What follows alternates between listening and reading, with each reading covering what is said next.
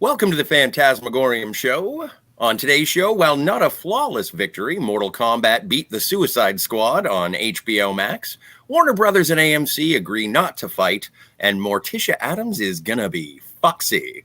Let's go.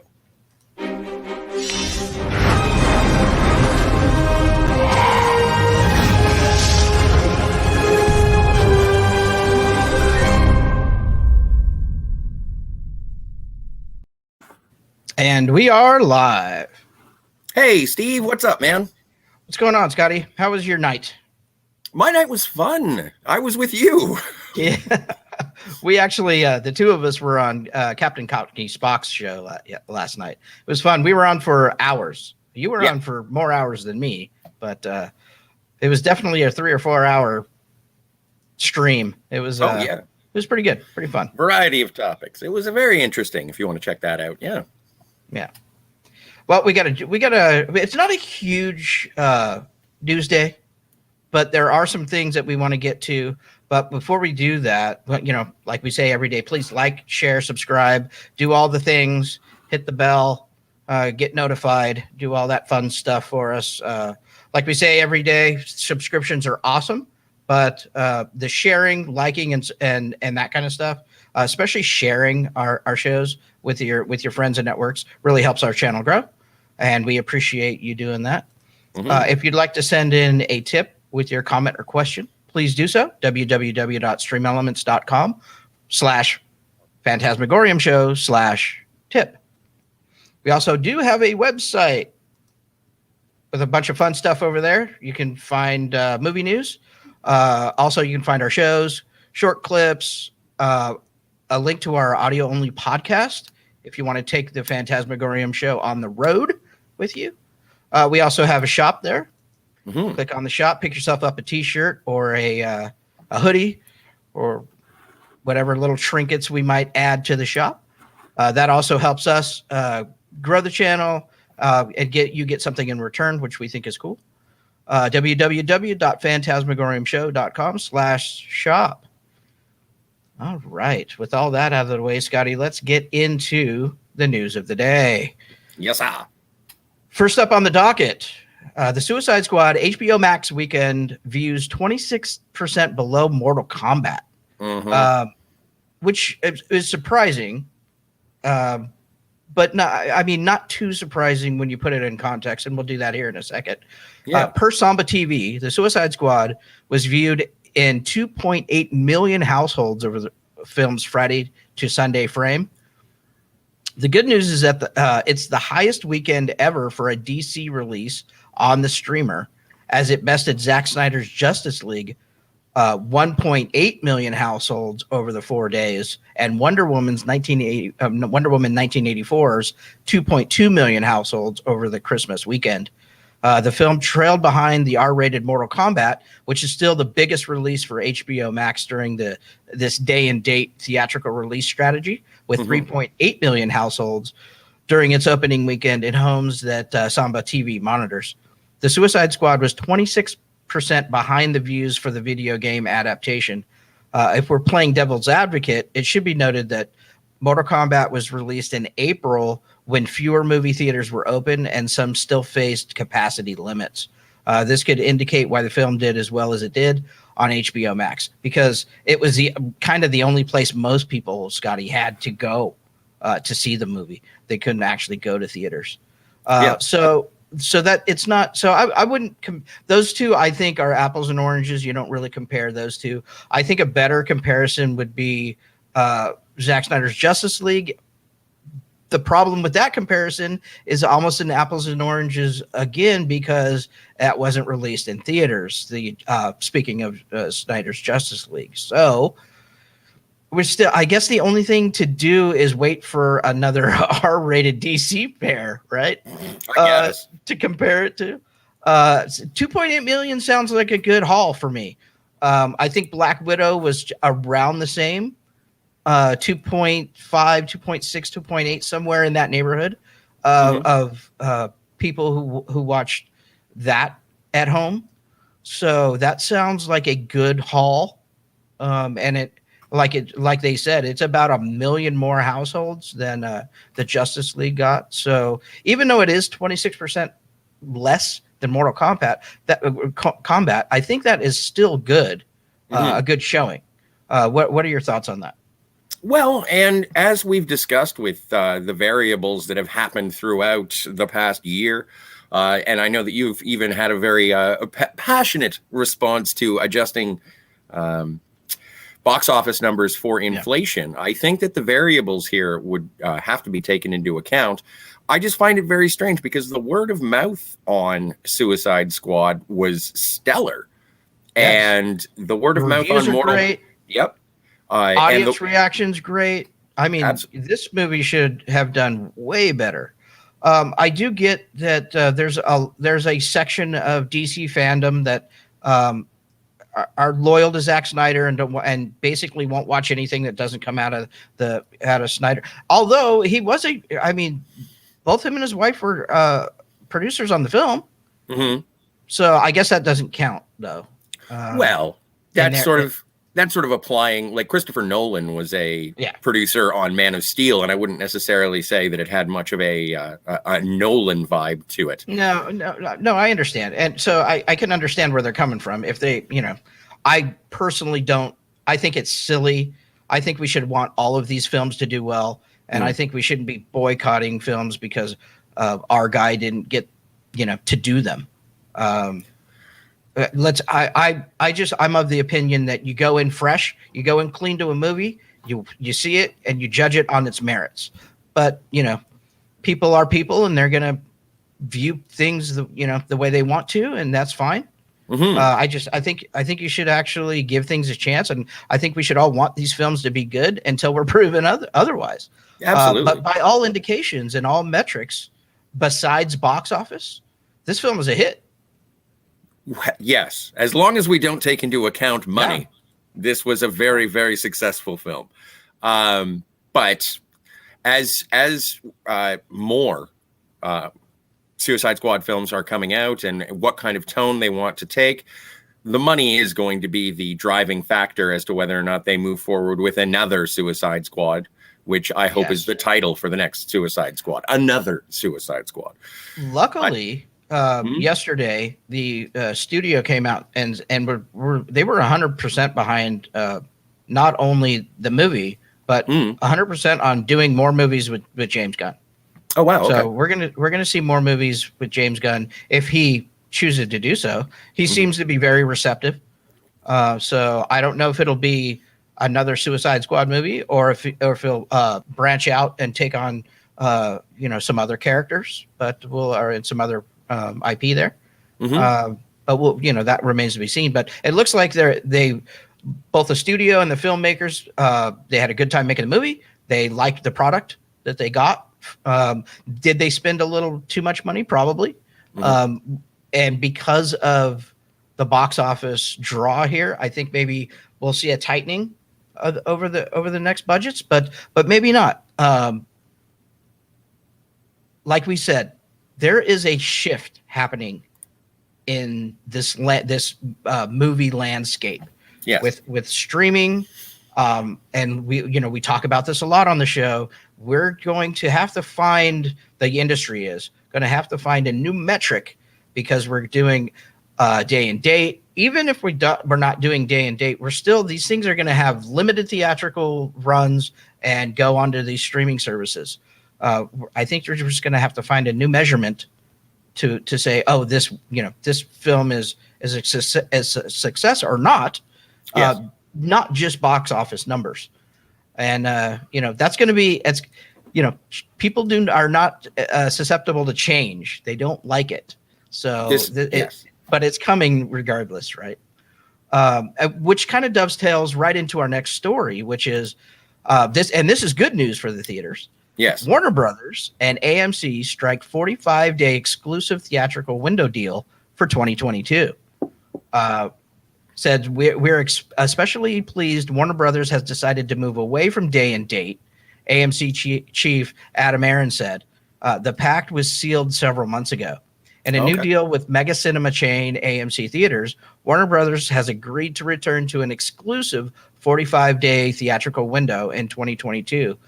AMC CEO Adam Aron unveiled the pack Monday during an earnings call. We're especially pleased. Well, we just said the same thing we just said. So Aron said it was no secret that AMC was not happy when Warner Media made its move after launching HBO Max. An exclusive window is an important way to build big and successful franchises. He is right. Yes. These movies, in order to be able to deliver these kind of big tentpole movies, they're going to have an exclusive theatrical run. You can't do day and date. And I have a feeling that Disney will probably follow. I don't think that they think their day and date PVOD, that premiere access, is working.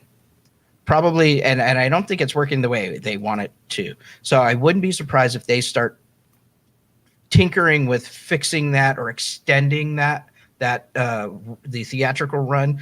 Maybe even as short as 14 days, but maybe as long as 30 days. Then with the PVOD run, and then with a regular subscription run. Yes. What are your thoughts? Well, I think it's fantastic. Warner Brothers was the one who fired the first shot in regards to the day and date, yes, and they did. The backlash on that came from, loudest was Christopher Nolan. And I'm glad that there is sort of an amicability between Warner Brothers and AMC to try and promote not just the theatrical experience, but also to be able to bolster those box office numbers so that people will see the film as intended, but also make as much money as they possibly can for everyone involved in the business that is show. Yeah, absolutely. So that's good news for theaters. I'm sure, especially for AMC, they're like, okay, great.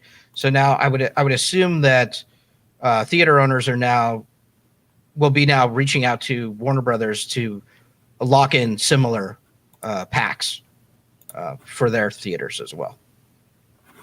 Yes, and hey, keeping theaters alive and happy, and then also being able to recoup these things so that I know that we just sort of said we're moving into a different landscape where we're not going to be gauging everything based on the box office, but we're still there for a little while, and I'm glad that bolstering those distributors and making sure that everyone gets a piece of the pie, no matter how interesting the accounting may be in Hollywood.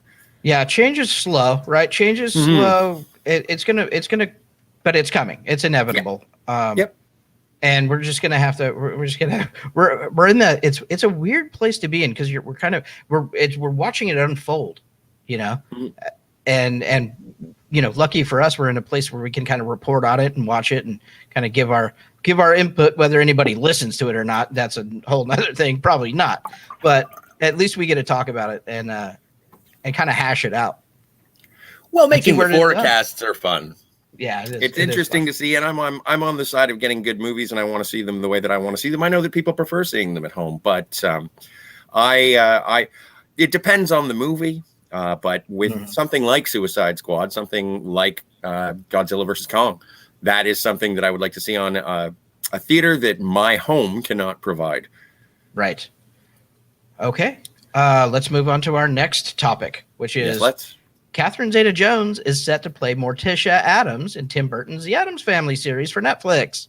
So last week we brought you the news that Luis Guzman was cast. So now we have the whole family. Well, I don't know if we have the whole family cast, but we have I think we have the patriarch and the matriarch. We got the matriarch and we've got Wednesday, the heads, right?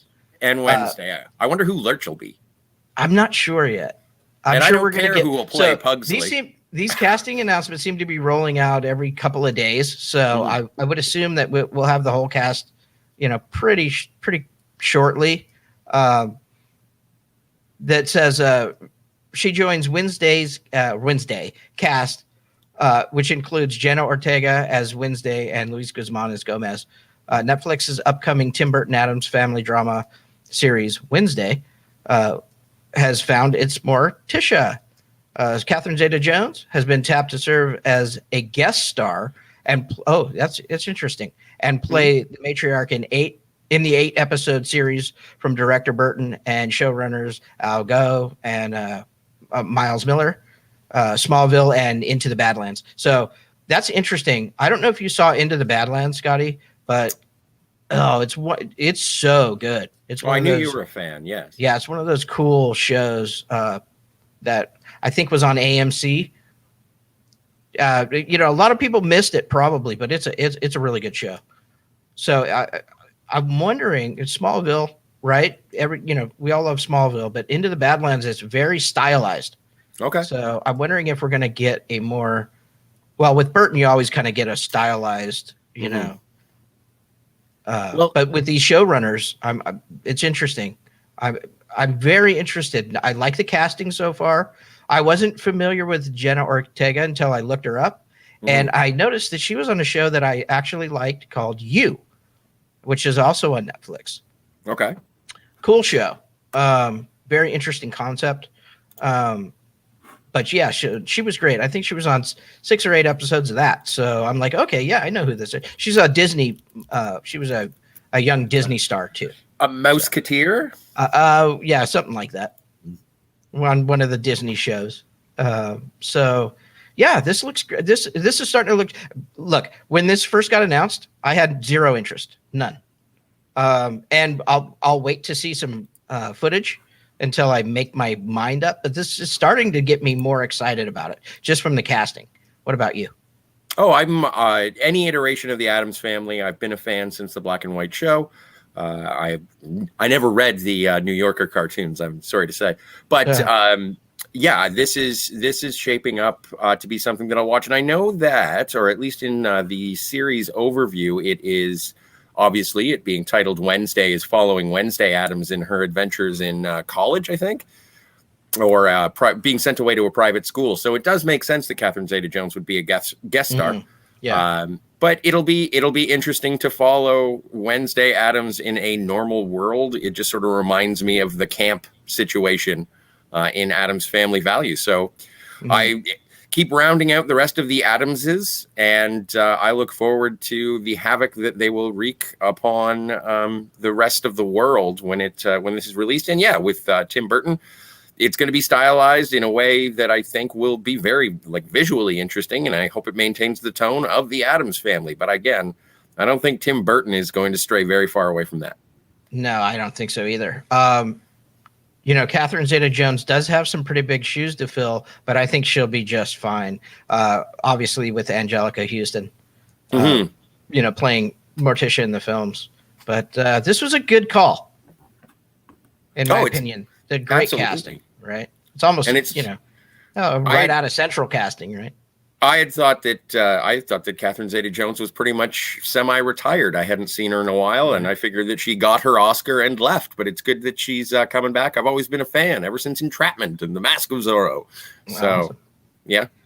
We picked up. I'm going to cut into the news just to acknowledge a new subscriber, COVID 1984. Great. Welcome. Great username. Welcome to the channel.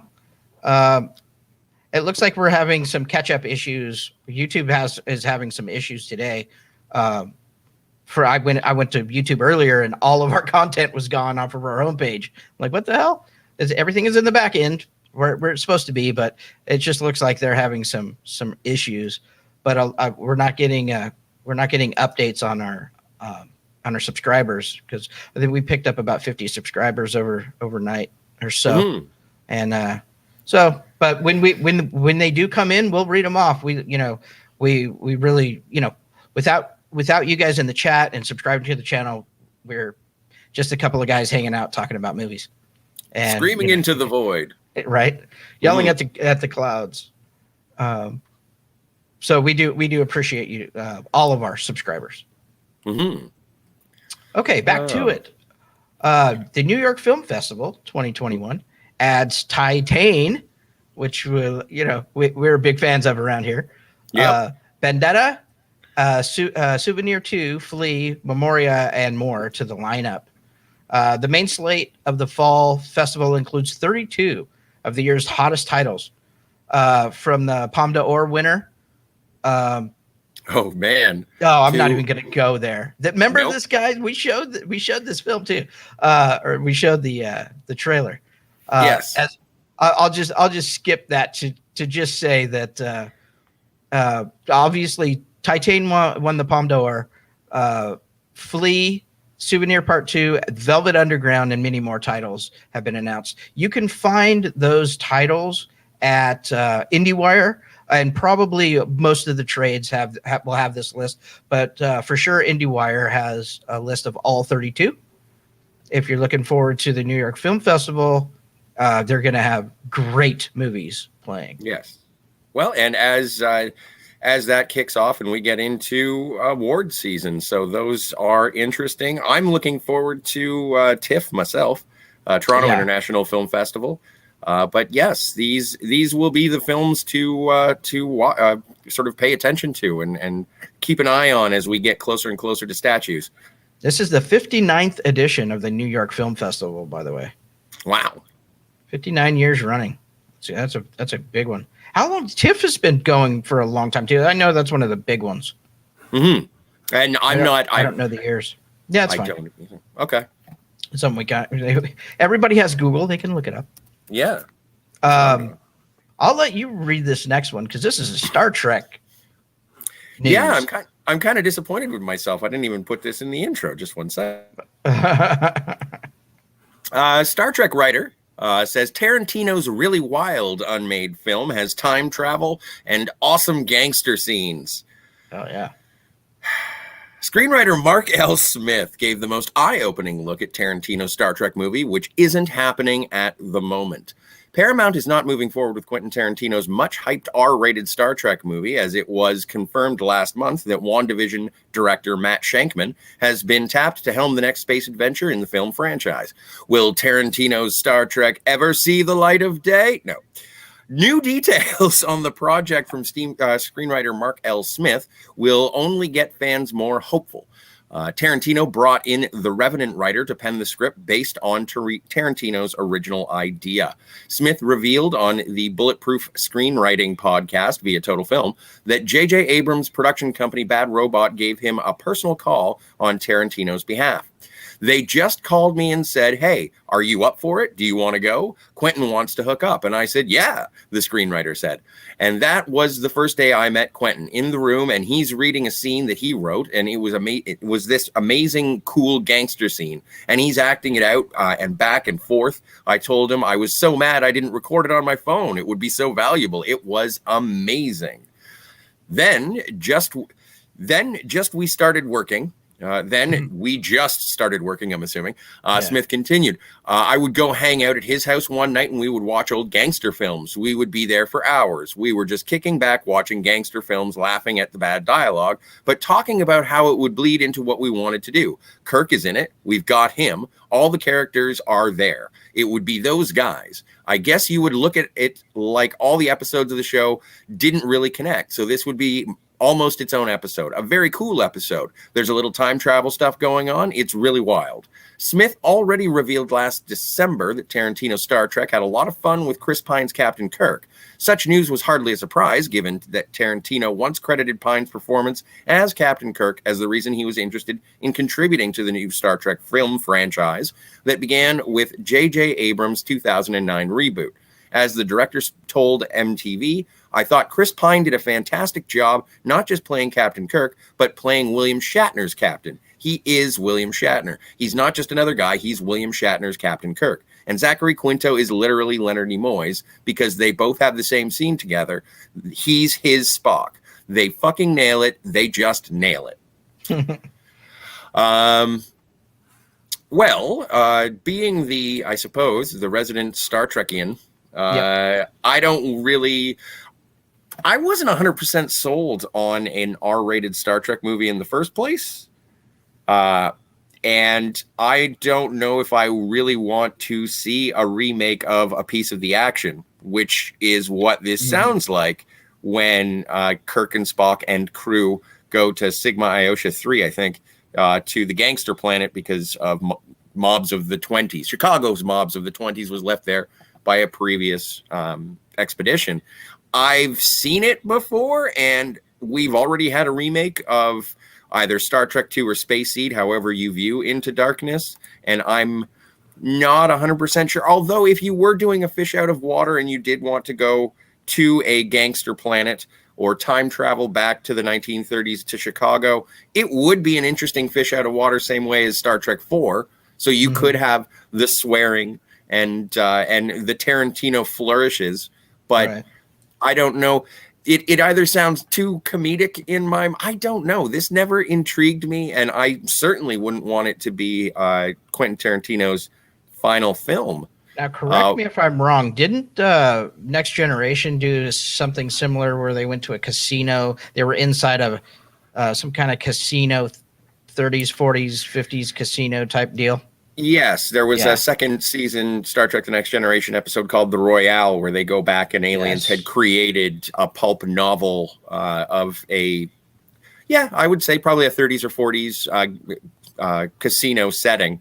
And hey, you can talk about any of the handful of holodeck episodes from the Deep Space Nine crew trying to save Vic Fontaine in the final season of Deep Space Nine, or however many times the Voyager crew went to 1800s Paris or early 1900s Paris. So it's all over the place. It's not like it would be new, but those kinds of things, I think those episodes sort of stand strongly amongst other episodes on TV, and I don't know how well this would be received. Not to question the Lord and Savior that is Quentin Tarantino, but I just don't think it would be my cup of tea, especially in Star Trek. I want to see a Star Trek movie, not a Quentin Tarantino movie, and when you put those two things together, it almost sounds like, I don't know, casting Eddie Murphy in Star Trek 4. It works on paper, but when you actually see it in actual, factual, practical, I don't think that it would be as successful as some people would want. So for my opinion, I would say, thank heavens this isn't going forward. Although I do appreciate the praise for Pine and Quinto, because I do think that they are good in the roles, if not necessarily given the best material. Yes, I agree with that. Also, I know people. Look, I know some people do want to see this movie, the Tarantino's Star Trek movie. I think I would much rather see a hard science fiction, something from Tarantino completely his own, and not somebody else's IP where he's just playing in a sandbox. I think I'd much rather see him do an original hard sci-fi movie. I think that would be. I'd watch this. Of course, I would watch it. But if I had the choice, I totally pick. I would pick a hard science fiction original movie scripted by him and whoever, and directed by Tarantino. And that's just me. Yeah, no, and I agree with you. I'd rather see him do a hard sci-fi. And this, as we discussed in terms of what would you like the 10th film by Quentin Tarantino to be, I said I would like a 50s noir. But if this is what he's been doing to sort of get the juices flowing on the Star Trek movie that he had an idea for, I wouldn't be surprised if we end up getting a 1930s gangster flick in the vein of Tarantino, which I would be much more on board seeing a straight Tarantino 30s gangster flick than a Star Trek Tarantino gangster flick. Gotcha. No, Seems like too many irons in the fire for my liking. But and if other people want to see it, more power to them. But I think that none of us will be either elated or disappointed by this, because I just don't see it happening. Yeah, no, and like they said right off the hop there, they said no, this isn't happening, which isn't happening at the moment, and probably won't. But I mean, it's out there, and people know it's out there. So who knows? But I certainly hope if he does do something like that, it wouldn't be his last film, right? Right. And he's pretty solid on that, on the 10 film. That's it. But we'll see.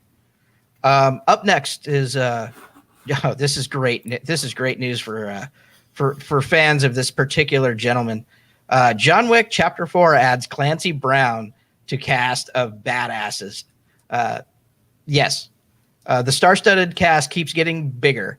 It seems like John Wick Chapter 4 has recruited yet another badass, as Deadline reports that Clancy Brown will be joining the cast of the upcoming sequel. Chad Stahelski. Yeah, okay. Who has directed all of the John Wick films. Yeah, that's right. Including the upcoming sequel notes. I've been a fan of Clancy Brown since I can remember. To have him be part of this project is an honor. He'll make he'll make a perfect addition to the world of John Wick. Mm-hmm. Yeah, I mean, you know Clancy Brown from all of his stuff, especially Highlander, Shawshank Redemption, obviously. The Heart is Screwed, that's awesome. Starship Troopers, even SpongeBob, Dexter. He's going to be in the new Dexter project. Yeah, it's just, he's just his voice lends itself to a bunch of voice casting stuff too, in the Star Trek universe. In the Star Wars universe, and all over the place. So Lex Luthor. So it's really cool to see that he's going to be in the new John Wick movie. I'm looking forward to this John Wick movie. They're packing it full with a bunch of people. So it's going to be interesting to see what they actually do with this movie. Yeah, I am still following the epic tale that is John Wick. I've enjoyed all three of them. And so I look forward to see how he happens. What's your favorite John Wick movie? Do you have one? Yeah, first one. You're the first one. Mm-hmm. So I like the second one, but I write like 1 and 2 in a list would be the first one and the third one. And some days I think the third one is actually a better film, and some days I think the first one is a better film. So they're neck and neck for me. I've enjoyed where the John Wick trilogy has gone, but I just found, and I enjoyed the world building as it went, but there is something about, there was a level of believability in the first one that just sort of keeps getting amped up as the series goes on. And when he finally becomes excommunicated at the end of the third one, I found it to be, I was like, so everyone's an assassin? Who works at the grocery store? Like, that was the only thing. Everybody looking at their phone and then sort of taking a look at John Wick as he's walking out of the. I'm just like, oh, okay. Or was that the second one, or was that the third one? The second one, right? Is that the second one? Yeah. Sorry, my mistake. But yeah, I like it for what it is, but there was a sort of grounded reality to the first one that I really enjoyed. Yeah, cool. I guess we'll just look. Adding talent to anything is always a good move. Mm-hmm. So adding Clancy Brown, super talented dude, awesome. Yeah. So that it's just going to make the project better, in my opinion. Absolutely. So we're looking forward to that. I'm also looking forward to the Continental. It was going to be a series. Now they broke it up into 3 movies over 3 days. Mm-hmm. Like almost like a mini series of movies, because each one has a full movie budget, mm-hmm. and they're each about an hour and a half long. So there's 90 minutes long. So really looking forward to that, because the Continental, that kind of the mythos behind it always intrigued me about this particular movies. Mm-hmm. So I'm looking forward to that as well. Yes. So I'm wondering if there could be any crossover, because Clancy Brown does do a lot of TV work. So there may be some crossover there that we just haven't heard about, but most likely he's just going to show up in Chapter 4. So we'll be looking forward to that. Absolutely. We'll have to see if he survives John Wick Chapter 4. Right. Mm-hmm. So the last item that we had before we get to the chat, Wizard World sells its ComicCon events to Fan Expo. Mm-hmm. An important era in the world of comic book culture and fandom is coming to an end. Wizard World conventions, a staple of the nerd community, are no more. On Tuesday, Wizard World announced that it would no longer be holding conventions across the country, selling its portfolio events to Fan Expo beginning in 2022. The 6 remaining Wizard World conventions will be rebranded as Fan Expo events going forward. This includes the legendary Wizard World Chicago event, which is the second oldest comic event in the country behind only ComicCon International San Diego. The 2021 Chicago event, which takes place in October, will still be labeled as Wizard World Convention. This is set to be the final Wizard World event before the sale. After the transition takes place, Wizard World will still have a booth present at future Fan Expo shows. So they're not going away totally, but they certainly won't be holding these events anymore. In addition to Chicago, the annual Wizard World events being transitioned into Fan Expo conventions include Philadelphia, New Orleans, Portland, St. Louis, and Cleveland. So kind of a bummer. But I wonder if this is an extension of just kind of the hardship that was the pandemic, Mm-hmm. And, over the past, 16, 18 months or however long it's been, it's, lots of businesses failed and failed to be able to stay afloat because of, especially seasonal type events that have to happen at a certain time that didn't happen last year. Right. And see, in Canada, like the Fan Expo that's the Toronto and Calgary and Vancouver. All 3 have the Fan Expo banner. And so I've never been to a Wizard World, but I've been to a couple of Fan Expos. So I kind of feel like, yay, we won. But you're absolutely right, especially when you have 2 competing sort of convention companies that put these things together. Then maybe it was just a matter of the stronger survived, and that isn't a reflection on the conventions themselves, but just which ones held the financial backing to continue moving forward. But as long as they still exist in some capacity, I know that the title of Wizard World is held in high regard. But as long as there are still going to be these conventions moving forward, which I don't think are going to be going away once we sort of achieve a little bit of normality again. I'm glad that they are still moving forward. Yeah, me too. I mean, at least they're not completely going away. Right? It's just, but these things do happen. These events get bought out and kind of. It's unfortunate they're rebranding it.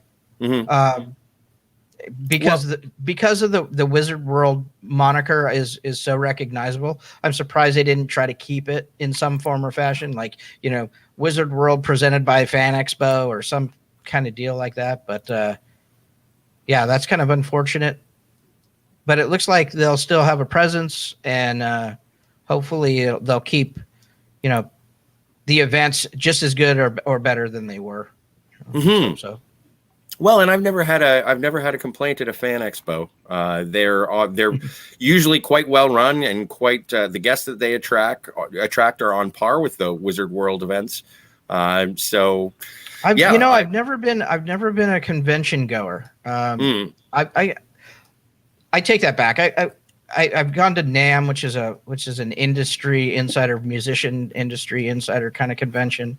Usually I go if somebody invites me, or my mom worked at the Anaheim Convention Center for a long time, so I always we'd get some complimentary tickets for certain things, and I'd go. But I've never been a huge convention goer.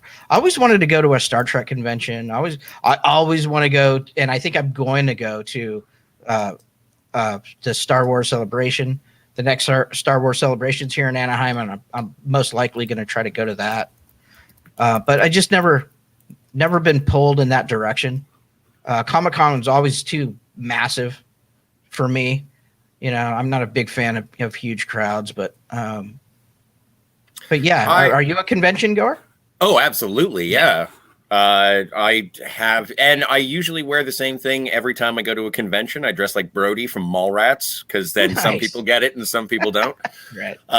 But oh yeah, no, that is That is one of my favorite things. I love Halloween, and so when I get a chance to go to Fan Expo, I do. It is realistically the only place I get to see ladies dressed up in the 60s Star Trek uniforms, and that is one of my favorite things as well. Sure. So, and it's always cool, like they're picking up back issues, and it's when it's not readily available to get collectibles and those things that you see online. I know you can order them on Amazon or you can pretty much get anything you want on demand, but it's always nice to be able to go check it out and see what you're getting. And as a person who is willing to blow exorbitant amounts of money on toys, it is the best place. It's like Christmas and Halloween rolled into one. Right. I know. I used to get jealous of, my friends would tell me, actually, listening to my friends talk about cool stuff that they got there is cool, but actually people telling me about the cool people they met, the creators they met there, what I always thought was really cool.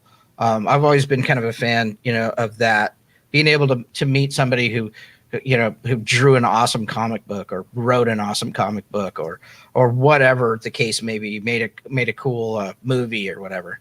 And it just seemed like a place where that was more accessible to meet people in the industry that creating kind of the stuff you love.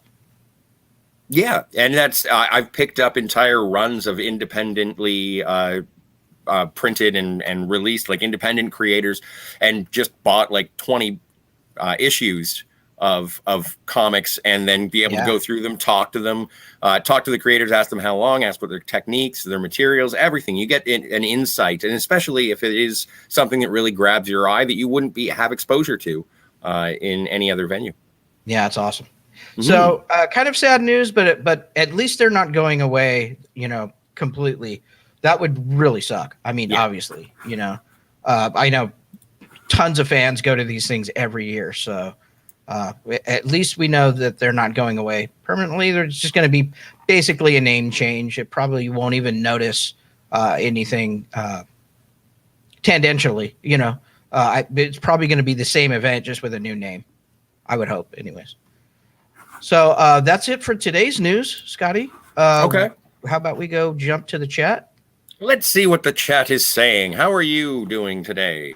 Lovely viewers, welcome to the jungle. Yeah, right. First of all, let's, before we do that, let's go here, and I'll let you. We got a couple of. Oh, Odo the Hobo. Odo the Hobo. Excellent. Has generously tipped $6.66. Thank you. I live it. I love it when you do lists with all them awesome people. Keep up the good work. Absolutely. The Friday Free for All is one of my favorite times of the week. I'm always super jazzed for that. And then Terje Tiberius Mork sent in $2.27 super chat. Thank you so much, Terje. I actually, I don't have it up right now, but I think that's actually a super sticker. So we'll have to check that out.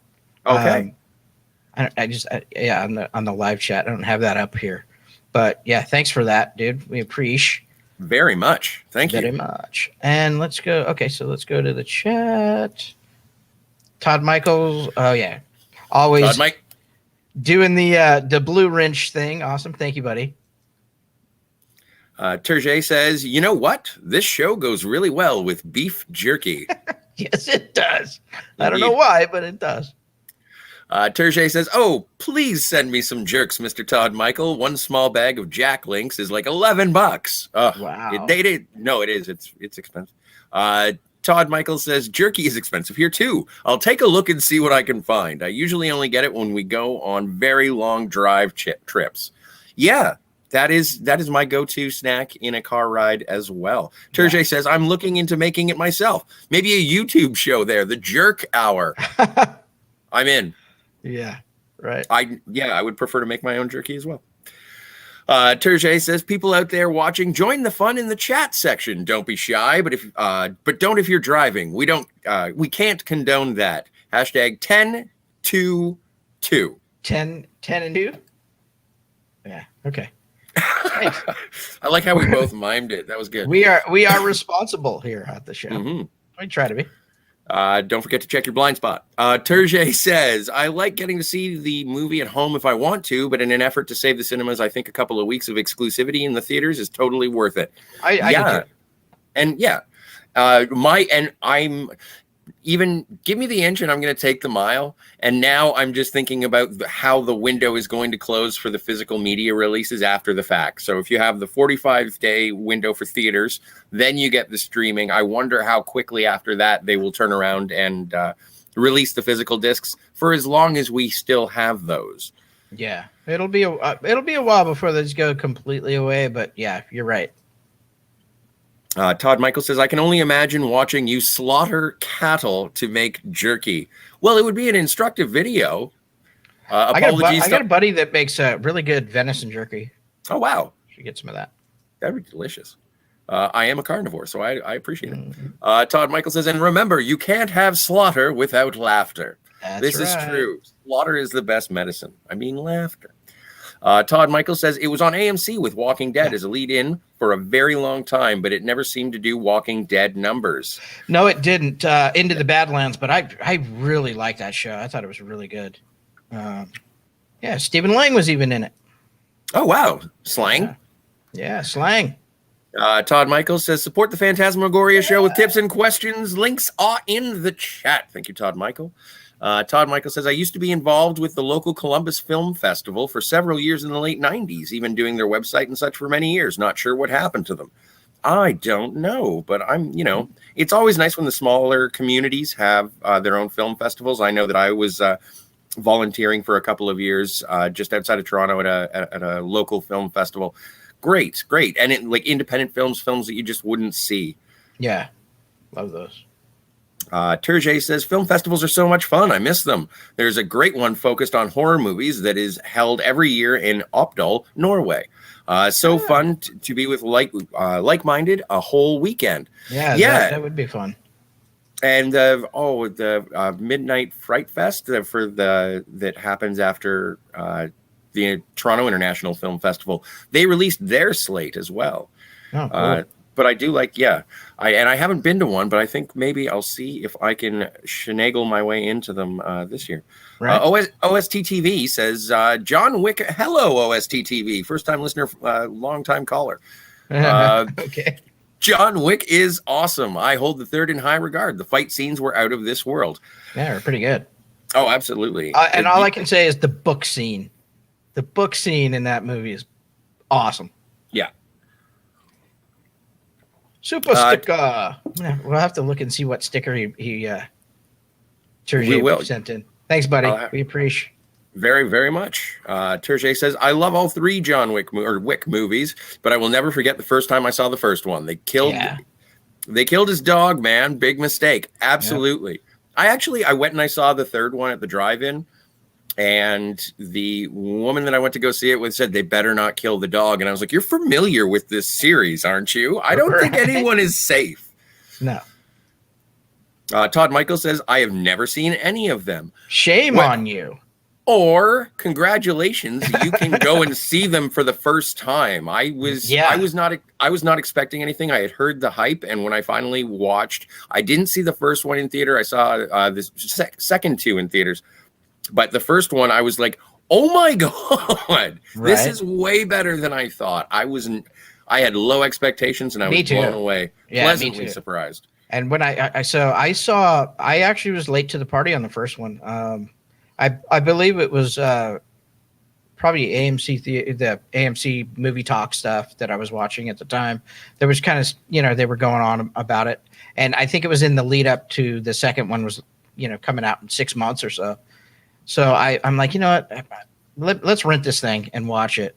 Mm-hmm. I didn't have very high expectations for it. So there wasn't a big hype train yet for the thing. It's just like, it was one of those things where it was like, dude, if you want to see a good movie, check this out. It's a really good action movie. So I watched it and it blew me away too. I was like, whoa, here's the thing about going back to it now. Mm-hmm. I'm a little jealous because I'd love to see these things for the first time again. But I'm just hoping that the hype isn't so far out of bounds that now when you go back to it, you're like, your expectations are way up here, Well, and some people have an aversion to being spoiled for a movie, and I think that the counter of that is overhyping a movie, and then you go into it and you're sort of let down a little bit. Yeah. But and it's hard to gush over it without sort of pumping it up beyond reasonable expectation.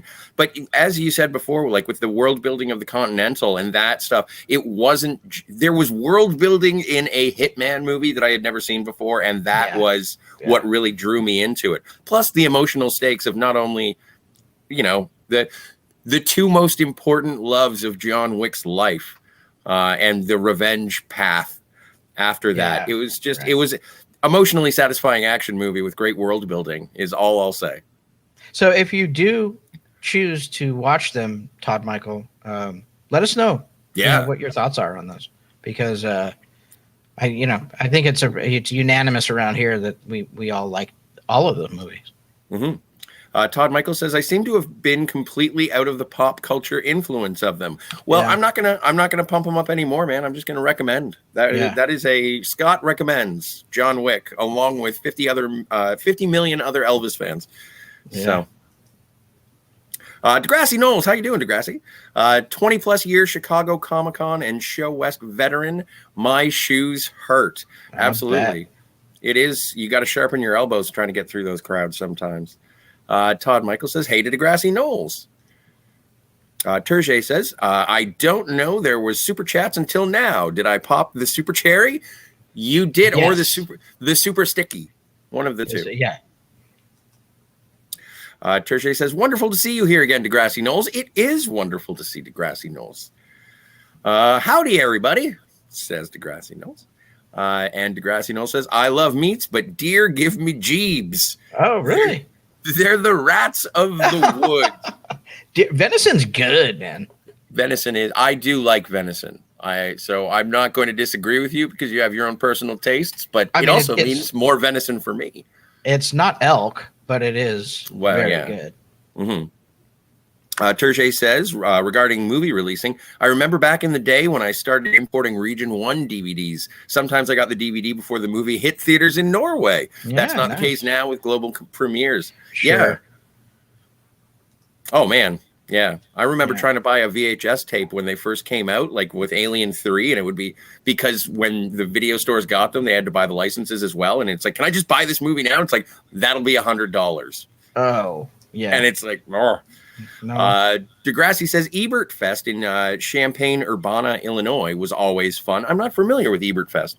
Yeah, me neither. Degrassi Knowles says, I got the JP, I'm assuming, the JP Laserdisc of Pulp Fiction as it was opening in U.S. theaters. Nice.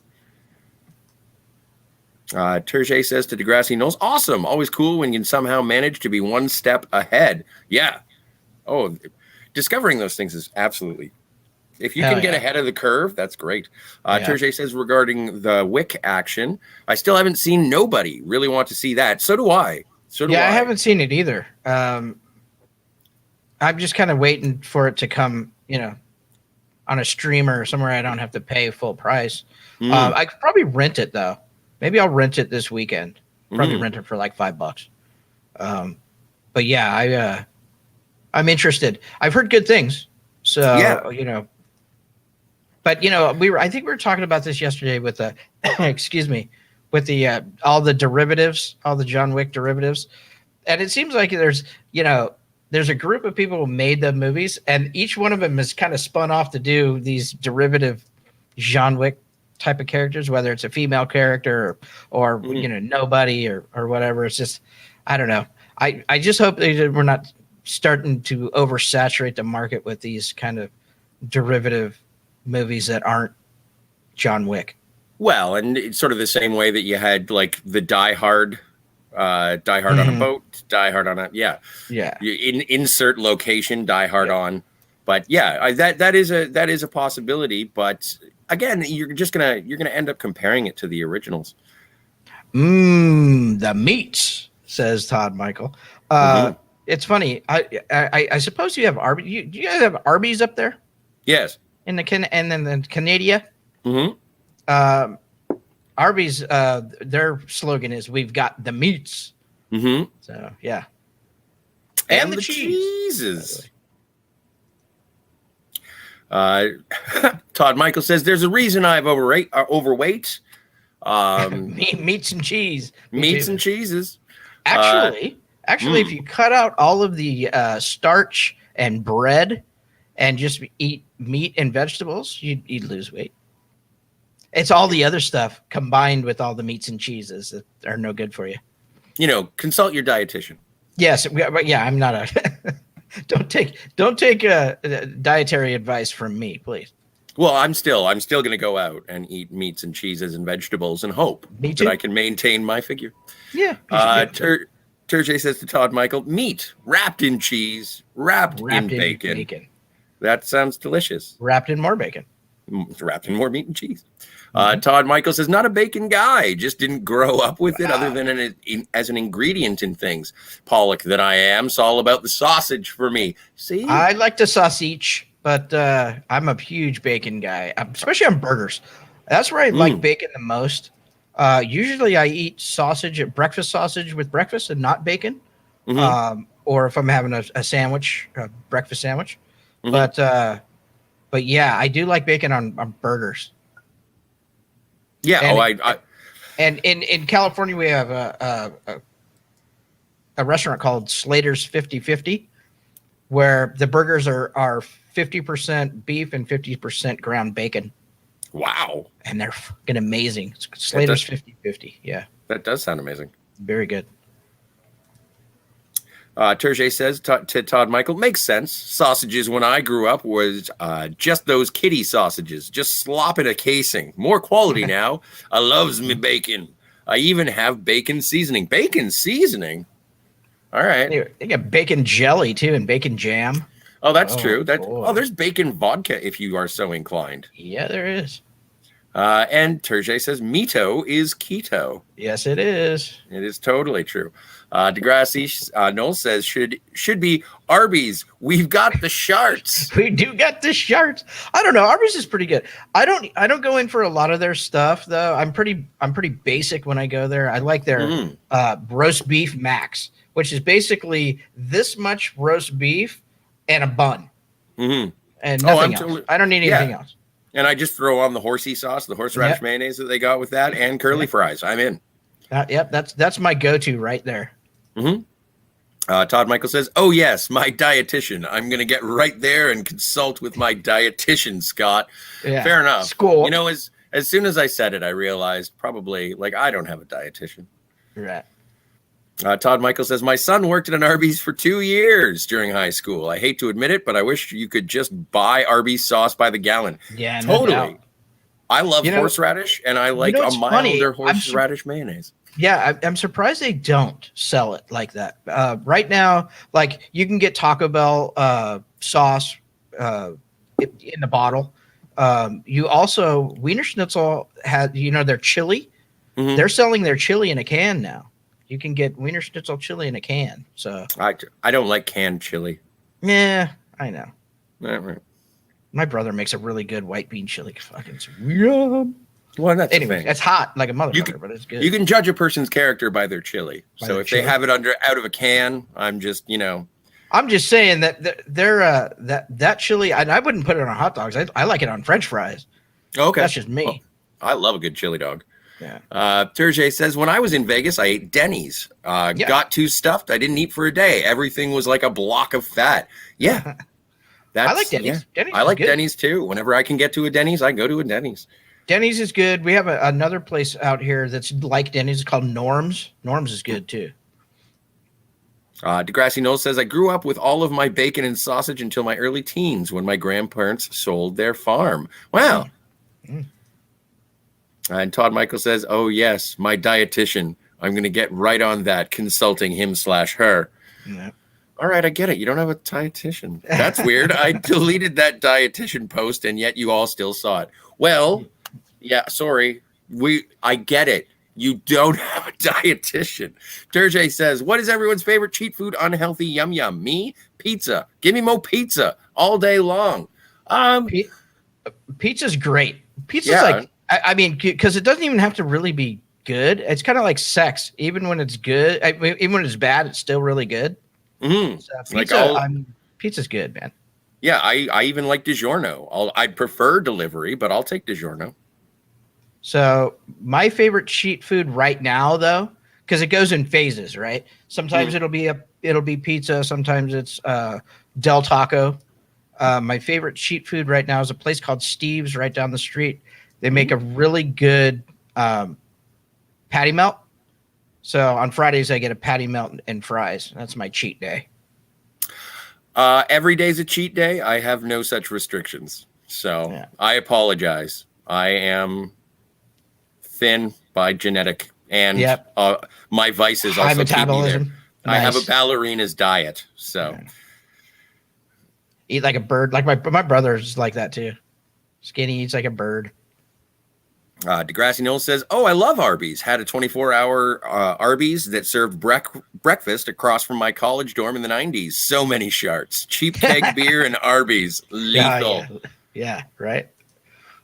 Todd Michael says, "I think Arby's could make quite a revenue by selling Arby's sauce and horsey sauce in grocery stores. I think so too. And they do the Mac, like Big Mac sauce. McDonald's sells that in grocery stores here too." Degrassi knows Waffle House. Nice. Waffle House is good. We don't have them here, unfortunately, but we don't have them here either. But I gotta go to the south. I gotta cruise to the south, and I think in the Midwest. Degrassi knows my wife is a dietitian. Well, maybe yes, your wife should consult with Todd Michael and deal with the meat and cheese diet. Todd Michael, cheat food. I thought I go through phases of pizza and then chili dogs. See, and that's Tuesday. Welcome to Nerds on Cuisine with hosts Scotty R37 and Steve Foley. Degrassi Knowles says she's a goddamn culinary sorceress when she's not at the office. Well, fantastic. Spoiled you are. Todd Michael says, if I ever wanted to do drag, I think Patricia Melt would be my name. It makes sense, and it's a good name. Yeah. Terje says to Degrassi, that sounds like a sweet deal. Having a talented cook as your partner is certainly a sweet deal. Todd Michael says to Degrassi, oh, God, we lived off of Arby's in college in the 90s when they had their then 5 roast beef for $5 deals here. See, that sounds delightful. 5 for $5. Now, I think they're still I think they're 2 for $5 now. I think you get two for $5 bacon and cheddars. I don't know. I haven't gone to Arby's actually, I'll confess, in probably 2 or 3 years, but yeah, I'd have to look and see where the closest Arby's is, but now I have a hankering. And then I'm going to go to Denny's. Degrassi Knowles says, I can't fart without hitting a Waffle House. All over the place, right? Terje says the food gasmagorium show. Yes, that's right. That's us today. Degrassi Knowles says she is not a dietitian, just mine. Oh, pardon me. I see. It doesn't always work out. I'll never eat turkey meal loaf again. You know, it can't always be gold. You got to experiment, and sometimes you trip. Todd Michael says at Steve Arnie. I'm not sure what that means, but okay. Ugh. Todd Mike. Never mind. Yep. Todd Michael says, you are going to see whatever I delete anyway due to the delay. This is, yes. So just make sure. Yep. Degrassi Knowles says 5 for $5, eyes rolling back. Yep. All right. Okay. So I think that's going to do it for us today. That's all of the chats. Kind of a shorter show today. Like I said, we didn't have a ton of news today, but it was a compact but good show. Oh, of course. I do love doing these shows with you, Scotty. Like I say every day. Here's Terje with the tough typing. Okay. Yeah, there we go. All right. Before we sign off, don't forget that we will be having our Martinis, Gadgets, and Guns tomorrow night at 9 p.m. Eastern, 6 p.m. Pacific. And Thursday, we will be starting a little bit earlier. We'll be 2 p.m. Eastern, 11 a.m. Pacific, while we try and do some technical wizardry to make things better for you. Absolutely. And tune in on Thursday, that Mhm. Thursday show, which is going to be the early show. We will have some more special announcements to give you all. Yeah. You know, more shows, more fun stuff at the channel, and we hope you tune in for those. Unveil what we've had going on in research and development. Yeah, that's exactly right. We got a team of monkeys working around the clock on this shit. Mm-hmm. Todd Michael says, and that chat was of the highest quality meat convo. That's right. Absolutely. Terje says, compact shows are always like sex. Even when it's short, it's good. Absolutely. That's right. Like pizza. Okay. All right. I think we'll call it a day. Unless you have anything else, Scotty. I am spent. Great. Okay. So for Scotty R37, I am Steve Foley. Have a great day, everybody. See you guys.